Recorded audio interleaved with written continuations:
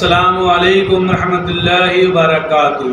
मैं मोहम्मद जावेद, सच की आवाज़ एनपीएस न्यूज़। देखिए आज की ताज़ा खबर। बजे खुलता है और 5 बजे बंद हो जाता है और कार्यालय का दरवाजा कभी भी बंद नहीं होता 24/7/365। शाम में जब ऑफिस बंद होता है तो कार्यालय की चहल पहल बढ़ जाती है। और यह जगह ऑफिस नहीं है, यह कार्यालय है, और कार्यालय ही नहीं है, यह संस्कार केंद्र है और संस्कारों को देने का रास्ता है। यह भी हमको समझना है।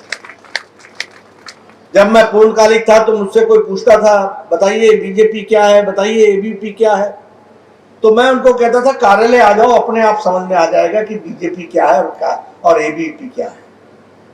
यह इसलिए कि कार्य करने की विधि, उसकी जगह कार्यालय है, इसलिए यह संस्कारों को देने वाला कार्यालय है। इसको भी हमको समझना चाहिए।